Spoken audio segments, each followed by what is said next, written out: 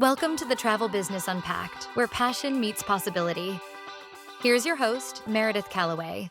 Welcome to the Travel Business Unpacked podcast. I am your host, Meredith Calloway. And for those of you listening to this podcast, not live, this is a very exciting experiment. We are actually recording this episode live on our seven-figure Travel Business Summit.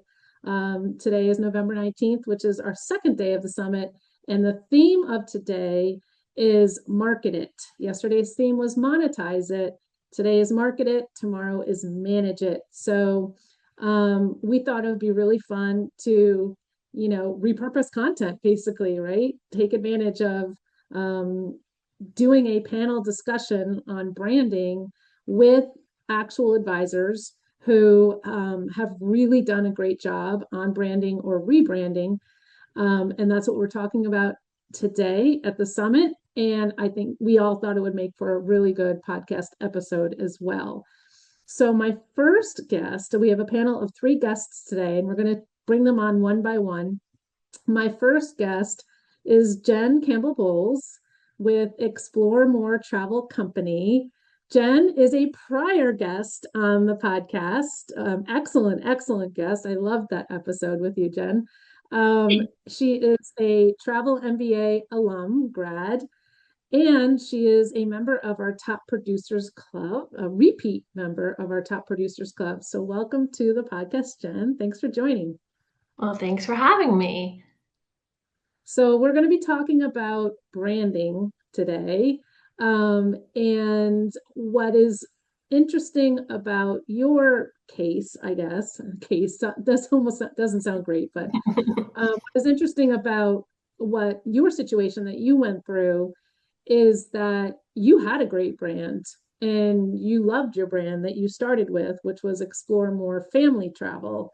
But your business evolved and you felt like your brand didn't evolve with your business. So do you want to talk about when you first started to feel that and how long it took before you actually were like, I have to go and rebrand, and what you went through to come to that decision?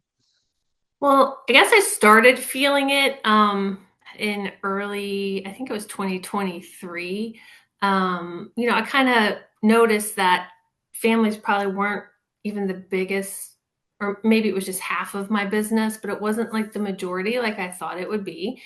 And then I got a corporate group, like an incentive group, to sign on for their annual incentive trip. So I was like, I don't feel like this matches up. And then I had a hedge fund owner want to do like his customer appreciation trip through me. And I don't think family travel kept them from contacting me. I don't even think they noticed. They went to probably Google and they found me and I had good reviews and they reached out. But I felt like my brand was a very cutesy and it just didn't fit. So I remember being at the TPC meeting in 2023 and talking about this, and kind of the feeling in the room was, I don't know if it was the advice or whatever, but everyone was kind of like, oh, but your brand's so good, you should keep your brand. Maybe you just like tweak it some, like family, I would play on the words and it would be like, oh, welcome to the family, our family, that sort of thing. But so step one was my original logo was I loved it. It was very cute. And a friend of mine who's a graphic designer did it, but it was very kid-like, I felt like. And at that time I had 2 5-year-olds, I think, so it fit, right? And then so the first step was I kind of left that meeting. Well, maybe I don't need to change my name, but I need to upgrade my logo and the feel of the brand, maybe the colors a little bit, tone them down. And so that was the first step. So I changed my logo. I actually used a very tiny icon that was in that original one as basically the O and Explore More. And then I use that icon different places. And then I added, so it just would say Explore More. And then under it, it said Elevated Travel Experiences. So that was kind of this first step. So I did feel better about that. I redid my website because I do my own website. And so I went in, I tweaked the language and things like that. And then, I don't know, towards the end of 2024, I was kind of trying to go after more instead of business. And I don't think it hurt the business coming to me, but I think it was going to help my confidence in going after a certain element of business. Oh, that makes a lot of sense. So ultimately, I mean, my poor team and friends, like I went through so many like explore more travel experiences. Explore More Travel Co. was not available at the time. It actually, I ended up having to buy it from somebody because they bought it from somebody else. So it was just like they weren't using it though. So I knew that part. So, my friend who helped me with the logo the first time, she was just like, well, just ask them if they'll sell it. I mean, worst case scenario, because I bought so many URLs during this time, but eventually that person was like, yeah, I'm not using it. I don't think I'm going to use it. I'll sell it back to you for what I bought it for. So that's what we did. So the logo had come in like 2023. The actual name change came in 2024. So it was kind of like a 2-part process for me. And that was the reasoning behind it. Sounds like it required a little bit of patience. And I know that one of the things that, as I've coached travel advisors over the years, is it can be very easy to get into a place of perfection paralysis, especially when you're naming the business and you're starting with that very first brand, and the messaging behind it. Did you feel that way at all when you first started, when you first came up with the brand? Did I feel Do you have any kind of perfection paralysis, or Oh, was I it like, always have this is it, perfection paralysis. I know this is it, let's go, I picked the name, let's run with it? No, I always second guessed using family travel actually, but Yeah. I travel so much with my kids and I want people to travel with their kids that, Yeah. but someone advised me like it's very niche and therefore people will find you and that sort of thing. So I went with it, but my gut always told me it might not be a good idea.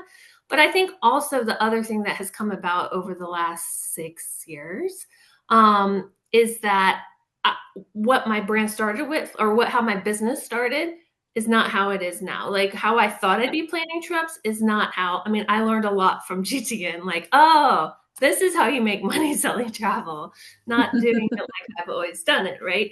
So I think it's definitely an evolution. I love the whole marketing, doing it. Like I love Canva. I love being in Canva. I love how things look. I love the design process, but it also drives me crazy. Like I'm branding for a big event in January right now, and I've spent the last 48 hours in Canva and I'm about to drive myself crazy. So analysis paralysis, yes, definitely exists with me. It doesn't necessarily get better, but now I have a team that helps me with different elements of my business so I can do stuff like this because I kind of enjoy it, although not the last 48 hours. I think it's, I think my gut told me from the beginning that not to use family in the name. So if you have a gut feeling about something, maybe listen to it versus Yeah, what like that's the good advice. advice you're getting everywhere else. That being said, you also need to listen to advice. So maybe try to marry those two because I received a lot of advice in creating my brand. So it wouldn't be what it is if I hadn't gone through so many iterations and everything like that. What I like about this case study is that you intuitively felt what Amy Pearson Jensen taught us today, which is that if you think about branding as your fingerprint and marketing as the microphone or the vehicle to which you get that fingerprint or that brand identity out into the world, you and when there's a disconnect, it becomes ineffective, right? If Right.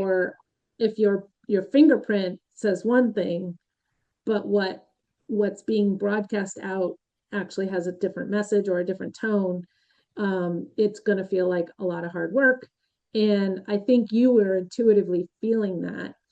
And that's why you felt like you needed to rebrand. So that's what I love about this case study. And the other thing that I love about it is it just typically people who are entrepreneurs like you, we do have this perfection paralysis or analysis paralysis. And there are going to be times where you just have to say, good enough is good enough. You don't like that, do you?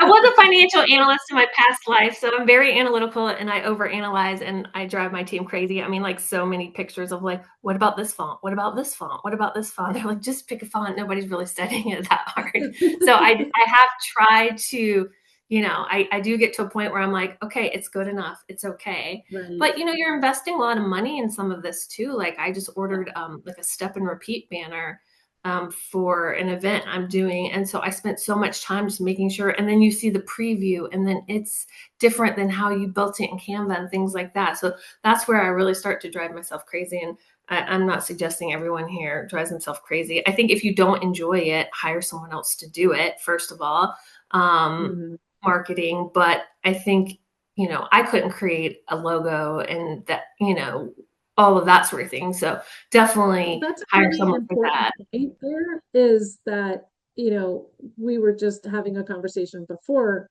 we started recording this podcast about outsourcing the marketing and hiring someone to do the marketing. And I feel like the root of the marketing really needs to come from you, the business owner, and the strategy needs to come from you. The execution doesn't always have to come from you, but your brain really needs to be in it, and it really needs to be your vision and your concepts. But when it comes to the actual logo itself and the colors and websites, if you love Canva like you should not be designing your own logo. That is absolutely something you want to hire a professional to do, because I think Caroline or maybe Libby said it earlier today. If you DIY that part of the business, you're going to attract DIYers. I mean, you're basically sending a message that, yeah, I might be a professional, but I don't have the budget to hire a professional to do this. So I'm just trying to wing it and figure it out myself. And that is not going to necessarily build confidence with a luxury traveler. So in hindsight, for someone who did, start with one brand and then the business evolved and you evolved, in hindsight, what is there something you would have done different? Or if there isn't anything you would do different, what did you learn from this experience? I wouldn't do anything differently because I think it's still how I built my brand. I think that people seeing me travel, but also seeing me travel with my kids, it that know, like, and trust, I'm putting it out there. I do the newsletters, that sort of thing, like everything's in my voice. And so it started out, but as my family's growing, my brand is growing. And I think that's okay.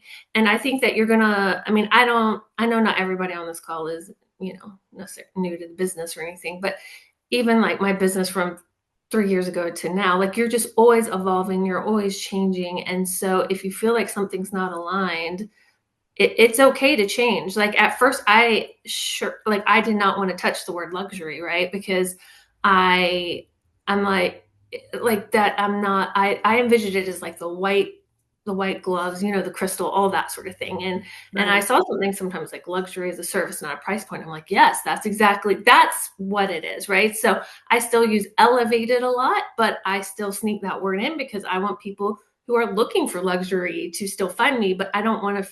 So I think like just marrying, being approachable, being yourself, but also attracting the kind of business that you want requires thought.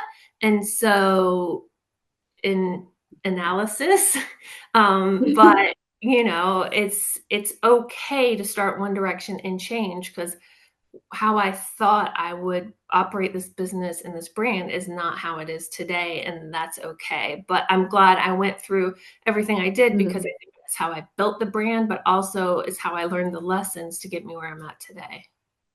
Yeah, absolutely. What I love about your brand that I think you do a really, really, really good job of is you still ooze the essence of travel with your kids. Like, don't just travel yourself. If you have young kids, don't let it stop you. Don't let it hold you back. And you prove it with everything that you post. I absolutely love seeing your posts when you're traveling with your family, because it brings it to life for me. I'm a mom too, and I can completely appreciate like the feeling of being really scared to bring my kids on a cruise that's not really geared towards kids, you know, And without your and then husband, what happened to exactly. me? And then look at what a fun time they're having, and they make fun with the most like mundane things. They just, it's like don't don't create this bubble for your kids. Like create the travel experience and then let your kid figure it out, because they will. They like you don't have to micromanage the process when you travel with your kids. And that's what I love about your brand is, and I think it gives other people the courage to be like, yes, let's travel with the kids, because I want my kids to have that experience and to be talking about that, when they get back to school after vacation's over.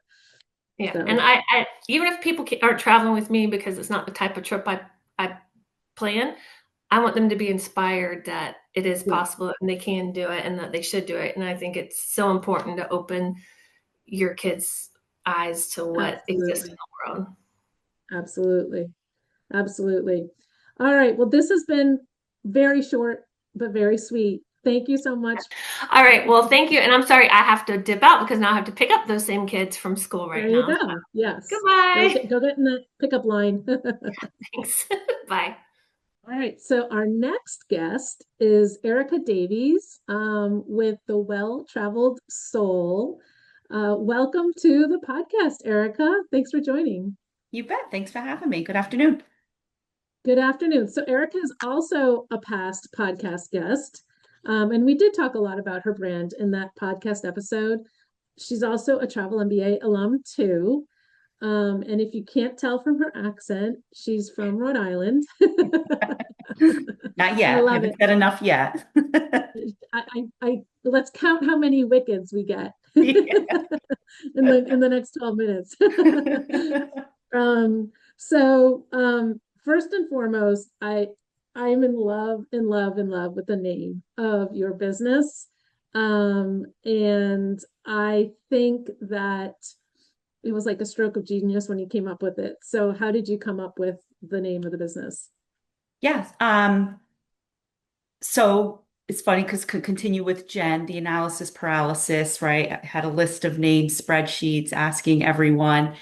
And I think for all of us, while we're naming our business, it should not just be a business name, but it should have a story behind it. Because I think a lot of people say, how did you come up with that name? And it should be an inspiring story. For me, I lost my dad when I had just turned a week prior to my 21st birthday. Um, as sad as that is, it's also a source of inspiration.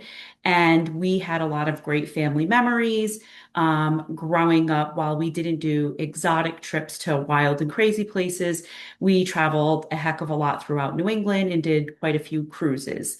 Um, and the experience of his loss taught me that even in the small things, we did a lot of going out to dinner and miniature golf and ice cream and all those fun things families do, that even when it comes to the end of time, all of these things you'll never regret, and not to wait. Because you don't know. He was 44 when he passed away. And if we didn't have all of those memories because we were waiting until whatever it is we're waiting for, we would have missed out. So initially, I was really hung up on well traveled. I was big on having a brand that you could see on a t-shirt or a mug or a cup. And it could be like something you bought in a store and didn't even have to be something connected to the business. Like it would just be a cool t-shirt to have. Um, And so Well Traveled was taken, and they are a successful travel agency out in the West Coast. So I kind of really just played around with that and plugged in the word soul, which was kind of that story of filling your soul with Huh. memory. So there you have the Wells Traveled Soul was born. And I've never looked back. Sometimes I think, oh, is it too long or is it um, too much of a story? Could it, good marketing, maybe a good Right. business name is just one word, Kleenex or something like that. But I'm like, this is a service-based industry and I want it to feel touchy-feely. And I think that the well-traveled soul is a bit touchy-feely. It is very touchy-feely. My guess is it actually does do some heavy lifting for you, that the right client probably feels very connected quickly to you because it's just such a great name. Um, my guess is you attract clients that, have the same outlook on travel and maybe even a similar experience. So I think it's awesome. So let's talk about, because it's not just a great name, you also have great visual, right? The brand is just so beautiful and well done. How much of that was you just let your graphic designer and your website developer go to town? And how much of it was like your vision in terms of color scheme and look and feel? So it was definitely a combination of two. So I hired a local well, not local, a web designer that many of us use here in the travel industry. And I really enjoyed their collaborative approach. So you went in and made out Pinterest boards of fonts that you liked. I made a board on that. What kind of pictures and imagery speak to me, colors, all of it. So I was building all of these Pinterest boards based on images that spoke to me. So that was fun because it made you feel that you were still part of something and not that they just went away based on words that you Yeah. spoke of, that I really was able to collaborate in it. And then they came up with a couple of different mood boards. And then from there, it was just kind of honing in. I will say, similar to Jen, I am not a marketeer. That is not my background, but I do kind of enjoy it, but I'm not like super awesome at it, but I think I'm pretty good. And I have probably changed almost all of the pictures on my website from when it rolled out 3.5 years ago till now, because I'll see a picture and I'm like, oh, I want that on my website. That speaks to me. I'm going to move that over, or I'll even have changed things, what was maybe on the first page to the third page. And I think it's kind of makes the page feel alive and fresh as people come back Yes. and forth to the website, keep them intrigued, I guess. Yes, yes, absolutely. And by the way, for any of the podcast listeners who aren't watching this video, Erica's website is www.thewelltraveledsoul.com. Um, so how long did this whole process take? Did it take longer than you thought? Was it quicker than you thought? I don't remember the exact time frame, but what I do remember and I really loved about them was they kept me on a time frame. So they every time they said, go create the Pinterest board, you have 5 days. This needs to be done by Friday, whatever the date was. Mhm. Every step of the process, it was very prescribed, and I had Right. deadlines, which was good because I do think early on, Yes. again, that analysis paralysis, and I never want to hold anybody up from their work, and I knew how busy they were. So that kind of helped drive the decision-making process. But I think it was probably all said and done and within a couple of months, Yeah, even if that's that. great. When and something tells me you were probably like a dream client because Maybe. for website developers, I think their biggest frustration is the client and the client not sticking to the deadlines.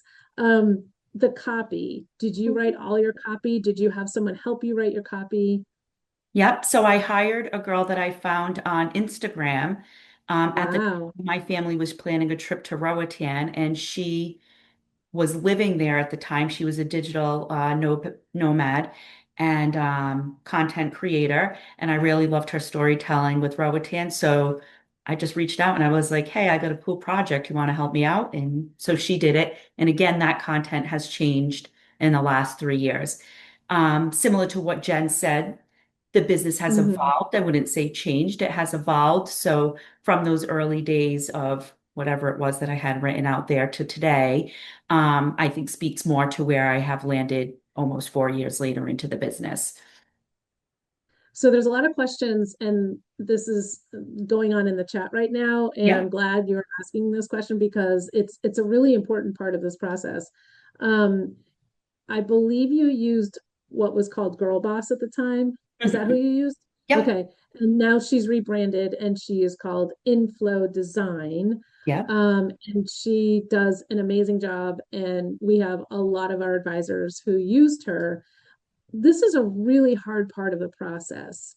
And it's one that we struggled with as a host agency because we have this new to the industry training program where we're trying to help people with this.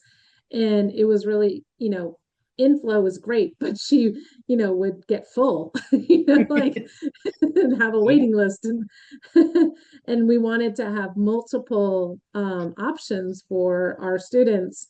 And so one of the really exciting developments we have that you did not benefit from, Erica, is that we have now created something called a branding lab at GTN. So we do have three package options that our travel MBA students can opt in to do, so they don't have to go out and find that website developer.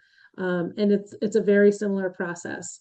So that's very exciting. But it's a great question. So how did you find Girl Boss at the time, which is now Inflow Design? Did you I'm have to do some research? Did you just ask friends? No, I'm pretty sure at the time, most of us that were in the TMBA program were introduced to them, I guess, just within the circle somehow, some way. And I think that too was kind of the driver of me not wanting to drag my feet because I knew other advisors, we were all working together or holding each Yeah, other up if we didn't move along. So yeah. I didn't want to hold anybody else up from getting their project done. But yeah, again, I think most of us used her at that time. So you said that you did um, edit a lot of the website copy since then, but the overall look, I mean, what is like, how do you feel right now about where it is? Do you feel done? Do you feel satisfied? It's always a work in progress. So I love where it is today. We talked about this the last time we were together. I would love, short answer is I would love to change it, not because I don't like it. I just have a very different visual that I would like my brand to evolve to. I am Hmm. trying to tell myself, don't waste your time doing that because I hopefully will have a storefront in the next year or two. And I'm like, you'll rebrand then. So don't do work. I think this is a good message for all of us. Don't do work Yeah. unnecessarily, especially, whatever your path is, your business plan is. It does me no good to spend money and or time doing a rebrand now when I'm hoping in a year to 18 months to be doing something bigger. So, Yeah. Yeah. but I like Again, I love where it bring is some today. patience to the process, right? Right. Like Yes. right now, good enough is good enough. Yes. Yes. All right, well, our time is up. That was So that was really quick too, but thank you so much. Thanks for being a really, really stellar example for others who are looking at branding right now.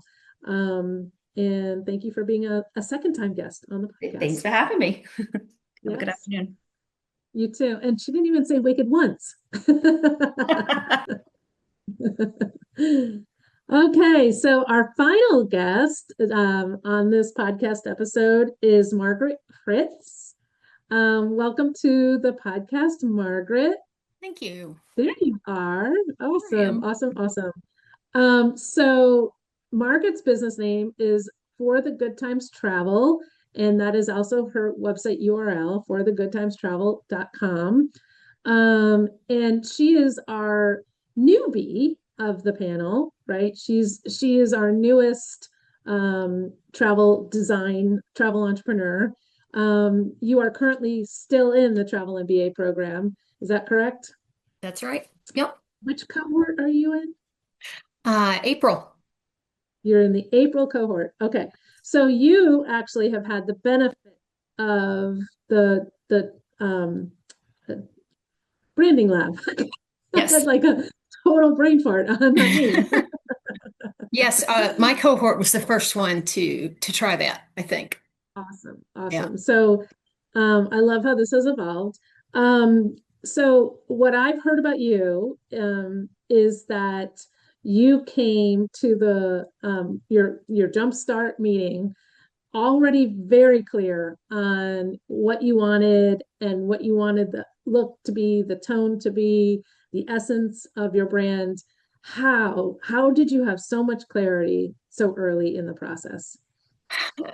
You know, it's funny that you say that because I did have some.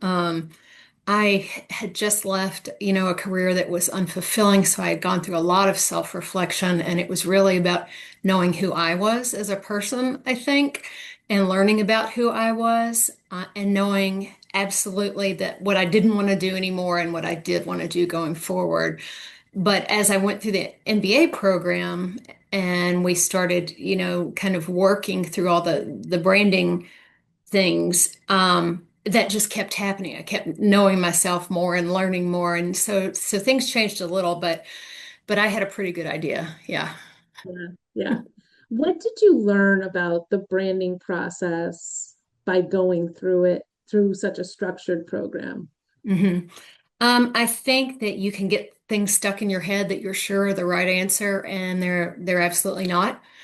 Um, I I have a creative background. I like to write. I had done my own website. I thought it was fun, and I didn't understand why I had to hire out.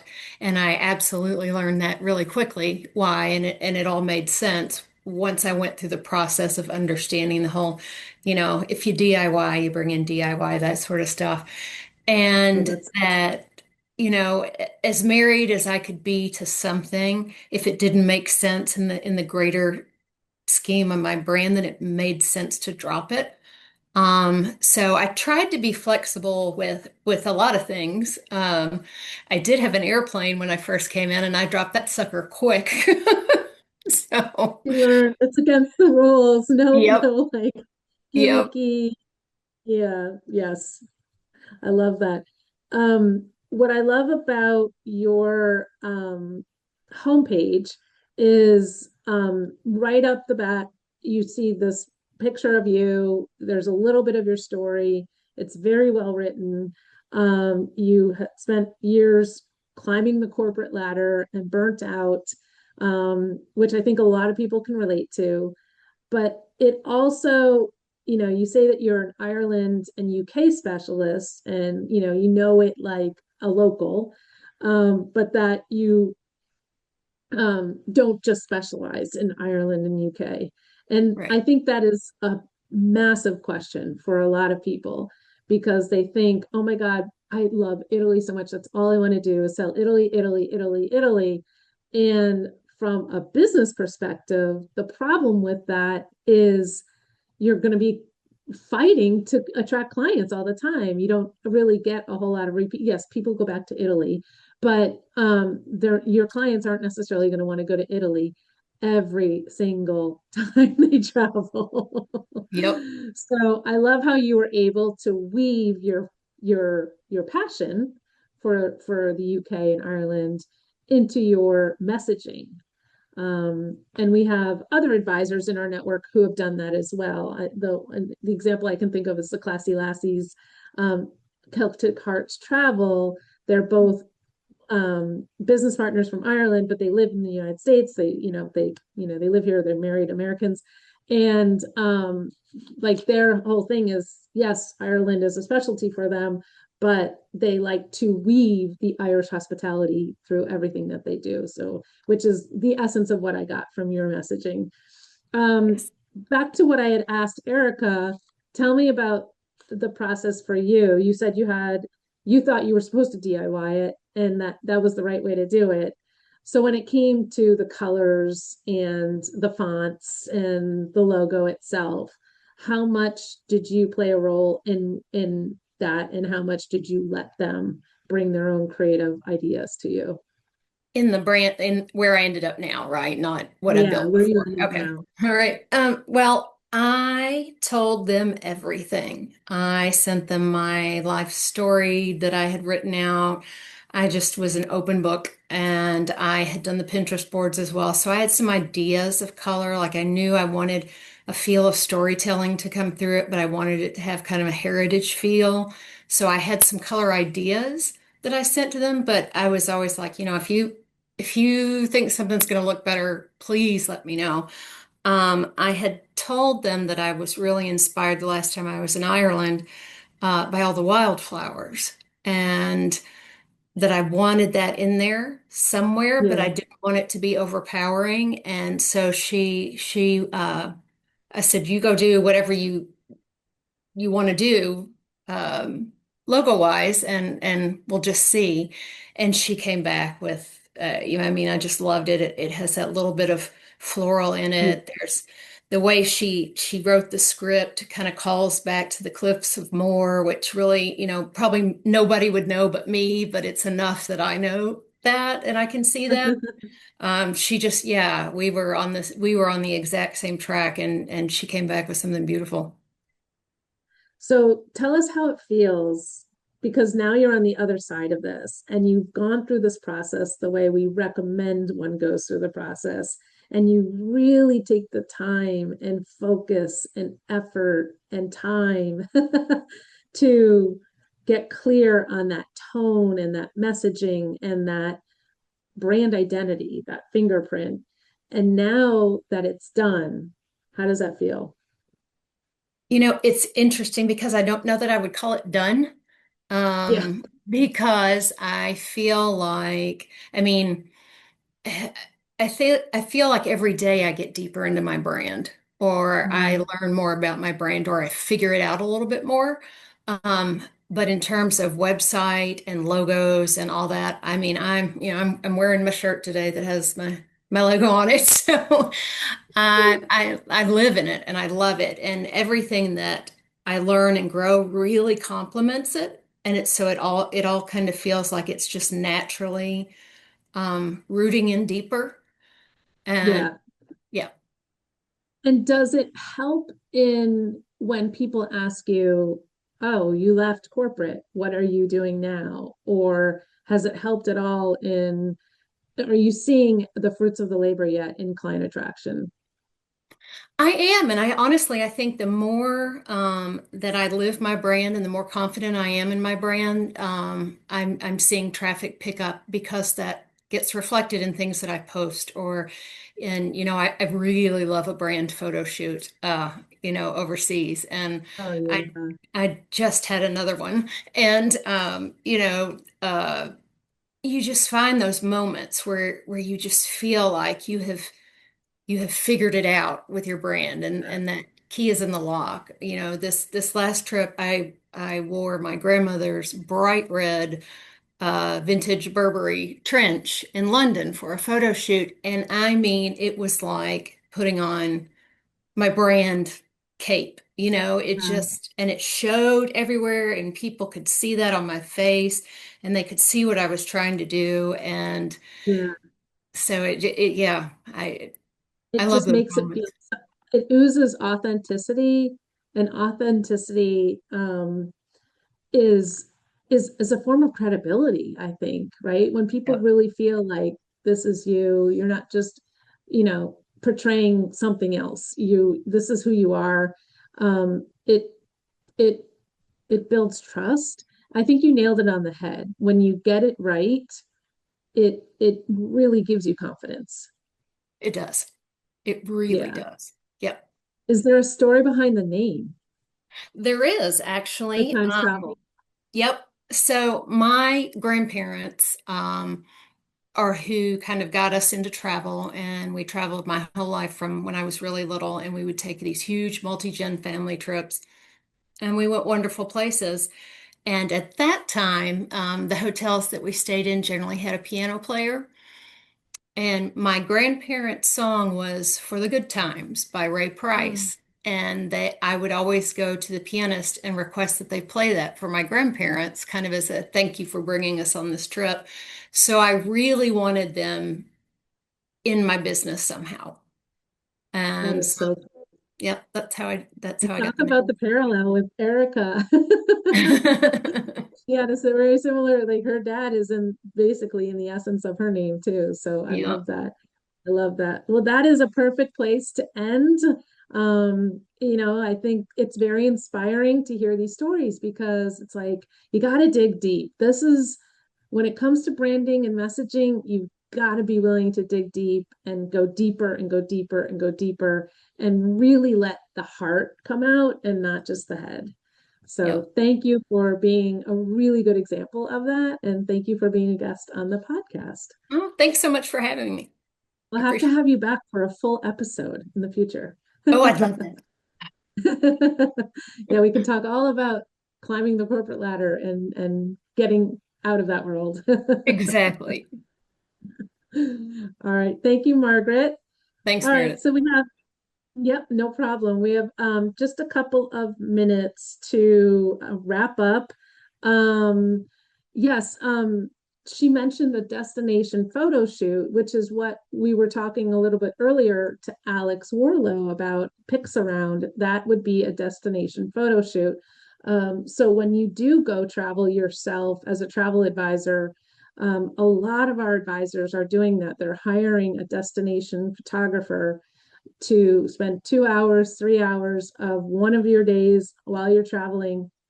And you get these, what we call lifestyle photos, that are just so amazing to use in your marketing and your branding. Um, but the one thing that I want to talk about as we wrap up is that um, Amy started her presentation earlier today, and for those listening to the podcast, I apologize.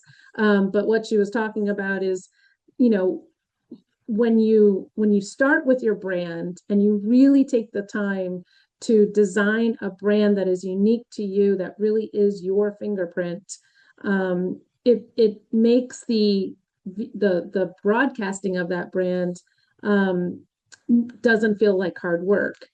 And the other thing that I think that we kind of got to with Margaret was the concept of shifting from a get place to a give place. Because when you think about marketing is really like it's client attraction. You're trying to get clients. Why are you trying to get clients? So you can get bookings, so you can get more commissions, so you can get the business on its path to profitability, right? So a lot of people approach marketing from their head. They're thinking about it logically. I need to go get some more clients so I can grow this business. And so they're coming from a get place when they approach marketing.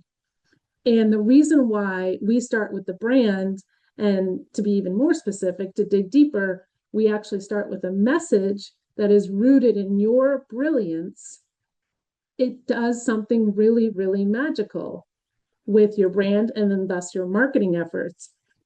It helps your brand shift from a get place to a give place. Because when you get really clear on your brilliance, number one, you take the journey from your head to your heart. And number two, you realize that all you're trying to do is share your brilliance with ideal prospects, share your brilliance with the world.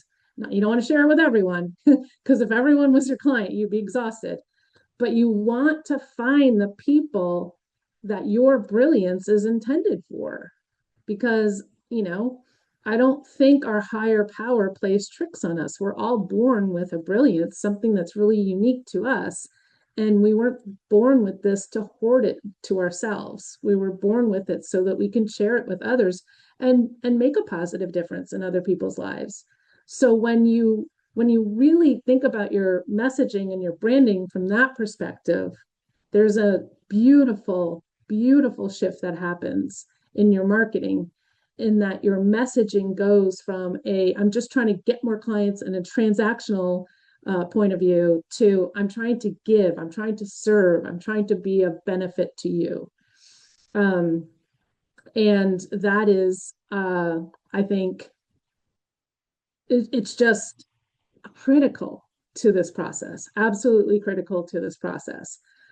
So hopefully that has all of you all thinking deeper, really processing and really maybe even inspiring you to get excited about this process.